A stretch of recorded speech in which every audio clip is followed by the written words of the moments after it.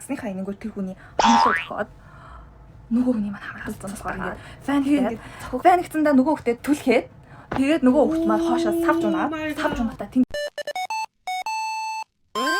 ай лона бан за тэгэхээр би Солонгос улсад стилистийн туслах хийж амьдардаг хүн байна. Тэг өнөөдөр та нартай би стилист хийж авахдаа бараг л ажиллаа алдангаа алдчихсан түүхийг харах шийдлээ. Би болохоор 3 жил стилистийн 2 ба 3 дахь жил рүүгээ орж байгаа хүмүүс стилистийн туслах хийгээд за тэгээд энэ хугацаанд би эхний 1 жилд нь бүкийн стилистийн туслах хийж байгаа. 2 дахь жилд нь манай лукбук гэдэг стилистийн маань найз айдол стилист гэдэг. Айдол стилисттэй намайг танилцуулж өгөөд би тэгээд айдол стилист хийдэг болсон байгаа. Би хийжсэн айдол болохоор эрэгтэй айдол авсан.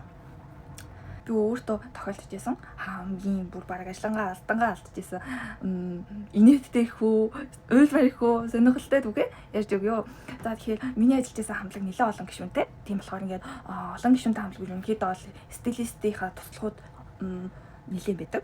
Манайх яг 4 стилистийн туслахтай байхгүй нэг үнэтэй стилист 4 стилистийн туслах. Тэгээ би 9 гишүүнтэй хамтлаг байсан баха.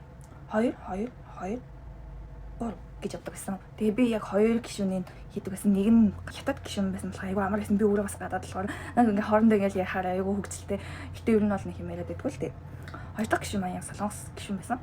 Стилист тэгээд яг айдол стилист тэгээд удаагүй байх үед баг 2 дахь 7 хоногт хаа. Тэгээд одоо нөгөө season greeting гээд байдаг шүү дээ. Season greeting-ийнхаа зураг авалтанд орж исэн үе гэх юм уу? Тэгээ season greeting-ийнхаа зураг авалтанд орж авах үедээ тэр хамтлаг бас тухайн үед comeback хийжсэн баха. Тэгээд юу нь season greeting-ийн зураг авалтыг 3 хоног дотор багтааж авна гэ. Тэгээ маш завгүй байжсэн. Бөөнөрөө зураг авалтанд орох болоод тэгээ бөөнөрөө зураг авалтандаа ороо байж хат нь би нэг гишүүнийх нь гутал нь амир тийм нүдэнд харагдах. Бүр нүдэнд шууд ингээд шууд бүтэн ингээд 9 хүн зогсож байгаа чинь тэр гутал руу явахаар нэг тийм амар тод тийм хөтлөмстэй байхаар манай одоо пандав чабаад ичсэн одоо дараа нь ч гэсэн ингээд ингэ сайлгал. Тэгээ бид хоёр хамт явбаа.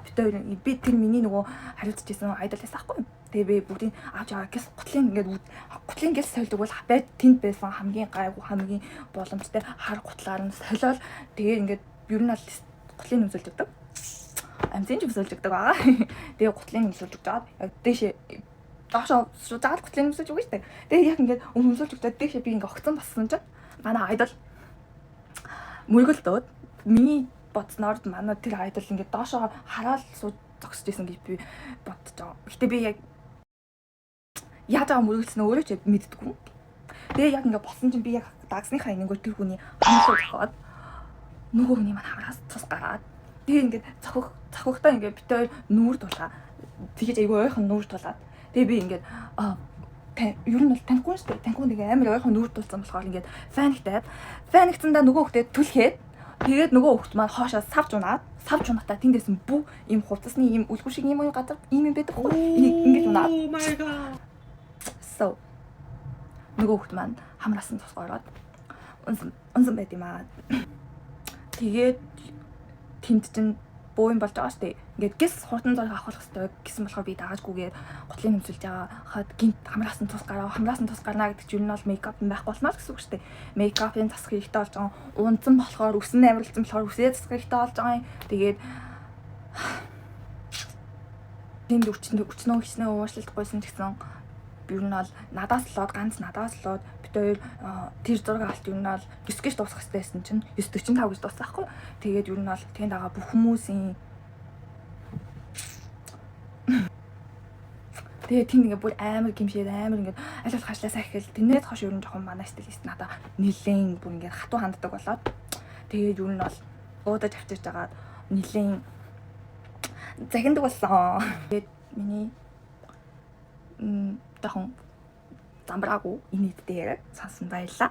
Тэгээд та сонирхож байгаа юм бол над руу асуултасаарай. Би бүгдэндээ хариулж өгнө. Тэгээд цогсныхаа дараа би бүр өөрөө ингээд паниктаад яана хүний хамраа цус гарчаар би яг хугалчлаа гэж бодоод яана хүний хамраа хугалчлаа айдолын хамраа хугалчлаа гэж бодоод тэгээд айдолын хамарт үнтэй ч дээ бид тийхээс тэгээд хэрвээ хийлгцэн хамар байвал яах вэ гэж бодоод тэгээд надаас одоо ингээд хаглааны мөнгө ч юм уу айлсгүй ингээ хиймэл хамартай байж байгаа. Далигаад нөгөөх нь ингээд асуудал үүссэн бол надаас мөнгө их үедээ ингээд тухайн үед амар айдсан. Гэтэ хамар жинхэнэ хамар байсан. Жинхэнэ хамар байсан тул та би өргөө үлдсэн байт юм аа.